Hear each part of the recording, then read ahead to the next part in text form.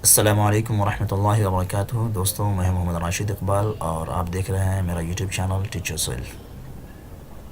دوستوں، اردو ادب سے متعلق جو ویڈیو کے سلسلہ ہم نے شروع کیا ہے اس میں یہ 7واں ویڈیو ہے، اور ہم ابھی بات کر رہے تھے قصیدہ کے بارے میں۔ اس سے پہلے 2 ویڈیو ہم نے قصیدہ سے متعلق اور بنا لیا ہے، اور یہ تیسرا ویڈیو ہے۔ اس میں ہم ابھی اس سے پہلے والے ویڈیو کے اندر ہم بات کر رہے تھے چرخیات سے متعلق۔ یہ دکنی قصیدہ کی قسم ہے چرخیات، ٹھیک ہے۔ اگر آپ نے اور قصیدہ کے شمال میں قصیدہ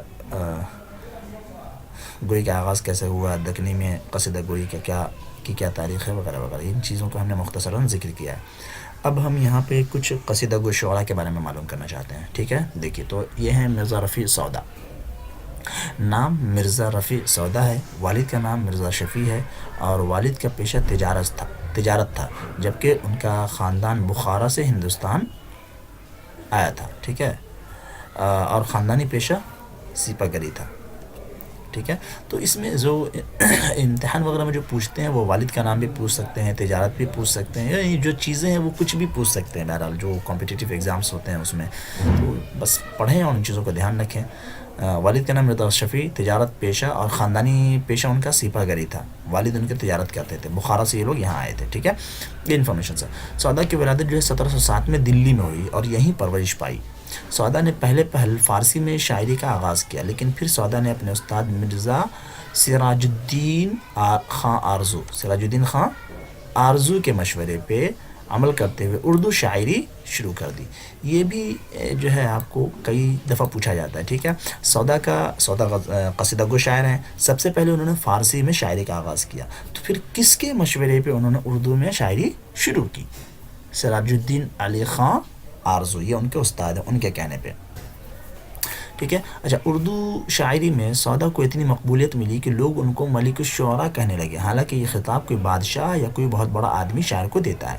کہتے ہیں کہ سودا نے اردو میں جو شاعری کی تو ان کی مقبولیت عوامی طور پہ اتنی بڑھ گئی کہ وہ اپنے آپ ملک الشعراء کے لقب سے یاد کیے جانے لگے ہیں، حالانکہ کسی بادشاہ نے یا کسی بڑے آدمی نے ان کو یہ خطاب نہیں دیا، ٹھیک ہے۔ یہ ملک الشعراء کہے جانے لگے، ٹھیک ہے، لوگ ان کو ملک الشعراء کہنے لگے، ٹھیک ہے۔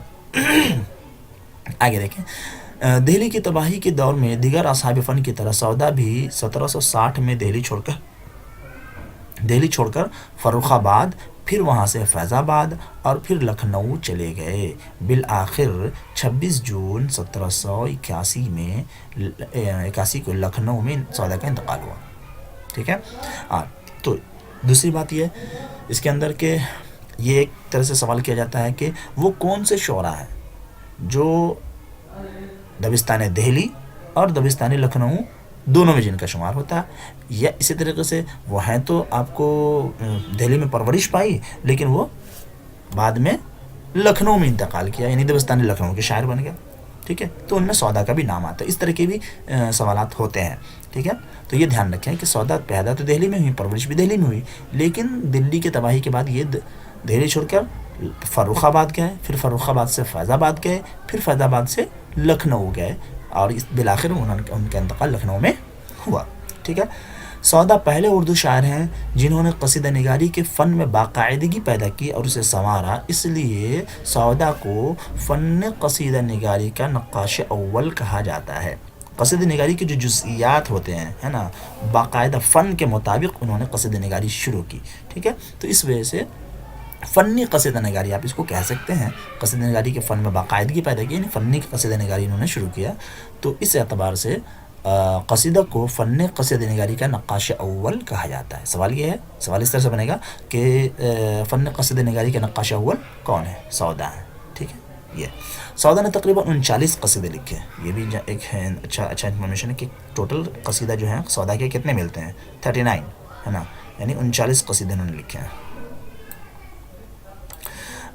آگے سودا نے ہجو نگاری میں اپنے ہم عصر شاعروں میں میر ضاحک، فاخر مکین، قیام الدین قائم اور میر تقی میر کو بھی نہیں بخشا، ان سب کی ہجو کی یا ان کو اپنے طنز کا نشانہ بنایا۔ تو قصیدہ جو ہے ان کے کیا نام ہے، سودا کے قصیدے جو ہیں وہ صرف مدحیہ ہی نہیں ہیں، انہوں نے ہجو نگاری بھی یعنی ہجویہ قصائد بھی کی ہیں، اور ہجویہ قصائد میں انہوں نے ان کے اپنے ہم عصر جو شعراء تھے ان کی بھی انہوں نے کیا کی، ان کی بھی انہوں نے ہجو کر ڈالی. جیسے میر تقی میر ہوئے، میر تقی میر، قیام الدین قائم، فاخر مکین، میر لاحق، یہ ان کے ہم عصر ہیں. ٹھیک ہے. اچھا، اس سے دو چیز سمجھ میں آ رہی ہے کہ ایک بات تو یہ، اگر یہ پوچھا جائے کہ قصیدہ اس کے سودا کے ہم عصر شعراء کون کون ہیں، سودا کے ہم عصر شعراء میں ان کا شمار ہوتا ہے، یہ تمام آ جائیں گے، میر لاحق، فاخر مکین، قیام الدین قائم اور میر تقی میر وغیرہ، اور ان کی انہوں نے ہجو بھی کی ہے. ٹھیک ہے. اسی طریقے سے ایک ہے ایک قصیدہ ان کا ہجویہ قصیدہ ہے. کیا ہے؟ در ہجو اسب معصوم بتضحیک روزگار. تو تضحیک روزگار کے نام سے انہوں نے ایک ہجویہ قصیدہ لکھا. یہ سودا کا سب سے بہترین اور مشہور قصیدہ ہے، ہجویہ قصیدہ. سودا نے جن فارسی کے شعراء کے قصیدوں کا اپنا نمونہ بنایا ہے وہ ہیں خاقانی، انوری اور عرفی. یہ 3 فارسی شعراء ہیں جن کے کلام کو انہوں نے نمونہ بنایا، اپنے سامنے رکھا اور مشعل راہ بنا کر انہوں نے شاعری کی وغیرہ. یہ اس کا مطلب ہے. تو سودا نے یہ ان فارسی یعنی خاقانی، انوری اور عرفی جو فارسی کے شعراء ہیں ان کے قصیدوں کو نمونہ بنایا اور انہی کے طریقے پہ انہوں نے قصیدہ نگاری کا آغاز کیا. تو یہ تھے سودا. آگے دیکھتے ہیں ذوق کے بارے میں. ذوق قصیدہ گوئی میں سودا کے ہم پلہ شاعر سمجھے جاتے ہیں. ٹھیک ہے. سودا کا تو درجہ کیا ہے، وہ نقاش اول ہیں فن قصیدہ نگاری کے، لیکن ذوق جو ہیں انہی کے ہم پلہ شاعر ہیں. ذوق کے جو قصائد ملتے ہیں وہ 24 ہیں، یعنی ذوق کے جو موجودہ قصائد ہیں وہ 24 قصائد انہوں نے لکھے ہیں. بقیہ تو 1957 کے ہنگامے میں جل گئے، یعنی ان کے جو اور قصائد تھے وہ 57 کے ہنگامے میں جل گئے، تلف ہو گیا، مطلب ضائع ہو گیا. پہلا قصیدہ وہ ہے جو انہوں نے اکبر شاہ ثانی کی خدمت میں پیش کیا تھا. ٹھیک ہے. یعنی ذوق نے جو پہلا قصیدہ پڑھا وہ اکبر شاہ ثانی کی خدمت میں پیش کیا. اکبر شاہ ثانی نے انہیں خاقانی ہند کا خطاب، یہ ایک انفارمیشن ہے، یہ الگ الگ چیزیں ہیں. یہ ایک انفارمیشن ہے کہ پہلا قصیدہ ان کا وہ ہے جو اکبر شاہ ثانی کے خدمت میں انہوں نے پیش کیا تھا. ٹھیک ہے. دوسری بات کہ ان کو خاقانی ہند کا خطاب کب ملا اور کس بات پہ ملا، مطلب کیوں دیا گیا. تو کہتے ہیں کہ اکبر شاہ ثانی نے انہیں خاقانی ہند کا خطاب دیا 18 زبانوں میں 18 اشعار لکھنے کی وجہ سے. انہوں نے ایک قصیدہ لکھا جس کے اندر 18 اشعار کے اندر 18 زبانوں کا استعمال کیا. تو ان کی اس خوبی کو دیکھ کر کے اکبر شاہ ثانی نے انہیں خاقانی ہند کا خطاب دیا. اسی طریقے سے 1837 میں جب اکبر شاہ ثانی کا انتقال ہوا اور ابو ظفر تخت نشی ہوا تو اس نے ذوق کو ملک الشعراء کا خطاب دیا. اب یہ ہے کہ ملک الشعراء کا خطاب کس نے دیا اور کب دیا. تو ملک الشعراء کا خطاب ابو ظفر، ٹھیک ہے، ابو ظفر، یہ آپ کو جو یہ ہیں ابو ظفر نے کیا نام ہے ان کو دیا ملک الشعراء کا خطاب. کب دیا؟ 1837 میں، 1837 میں دیا. اور یہ ابو ظفر کے استاد بھی ہیں ذوق، یہ بھی دھیان رکھیں گے. ٹھیک ہے. تو ابو ظفر جو ہیں یہ ذوق سے شاعری کے اندر مشق لیا کرتے تھے، یا ان کی شاعری کو ابو ظفر کی شاعری کو ذوق چیک کیا کرتے تھے. تو ذوق جو ہے ابو ظفر کے استاد بھی ہیں. ٹھیک ہے. تو یہ کچھ باتیں ہوں گے ذوق کے سلسلے میں. ہاں، پہلا قصیدہ. اور ذوق کے بارے میں کیا تھا کہ انہوں نے ان کے جو قصائد ہے وہ درباری قصائد ہیں، یعنی ایک طرح سے درباری شاعر تھے. انہوں نے دربار سے ہمیشہ وابستہ رہ کر کے شاعری کی ہے. ٹھیک ہے. آگے دیکھیے ایک دوسرے شاعر ہیں محسن کاکوری. نام سید محمد محسن تھا. 1826 میں کاکوری میں پیدا ہوئے. والد کا نام مولوی حسن بخش تھا. وکالت ان کا پیشہ تھا جو انہوں نے وفات سے 3 سال پہلے ترک کر دیا تھا. کہہ رہے ہیں وکالت ان کا پیشہ تھا اور وفات سے 3 سال پہلے انہوں نے وکالت کرنا چھوڑ بھی دیا تھا. ٹھیک ہے. یہ ہے ایک چیز. اچھا، انہوں نے محسن کاکوری جو ہے انہوں نے نعت گوئی میں کمال پیدا کیا اور شہرت پائی. یہ قصیدہ گو شاعر نہیں ہے، ایک طرح سے یہ کیا ہے، مدحیہ شاعر ہیں. انہوں نے نعت گوئی کو اپنا محبوب مشغلہ بنایا اور نعت گوئی کی. کہہ رہے ہیں 9 سال کی عمر میں نبی کریم صلی اللہ علیہ وسلم کو خواب میں دیکھا اور تب سے نعت گوئی شروع کی. 9 سال سے جب انہوں نے آپ صلی اللہ علیہ وسلم کو خواب میں دیکھا اس کے بعد سے نعت کہنا شروع کیا. ان کے نعتیہ مجموعے یہ ہیں: گلدستہ کلام رحمت، سراپائے رسول اکرم، ابیات نعت اور چراغ کعبہ، مدیح خیر المرسلین، مدیح خیر المرسلین، یہ سب ان کے نعتیہ مجموعے ہیں، ٹھیک ہے. آگے جو ہے کچھ انفارمیشن ہے یہاں پہ دیکھ لیں اس کو بھی، یہ بھی ضروری ہے.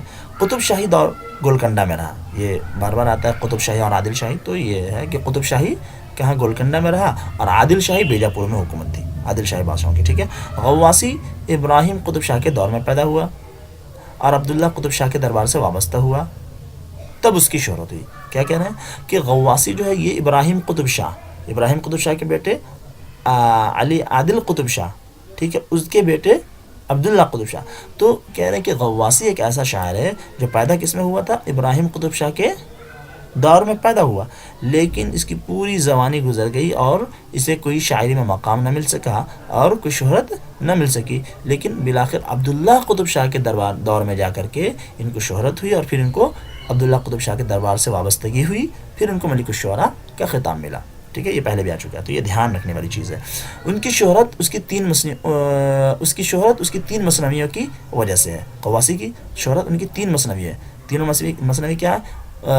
سیف الملوک و بدیع الجمال، نمبر 2 مینا ستونتی، نمبر 3 طوطا نامہ، ٹھیک ہے. یہ تین مثنوی ہے کس کی؟ غواسی کی، جس وجہ سے ان کو شہرت ملی.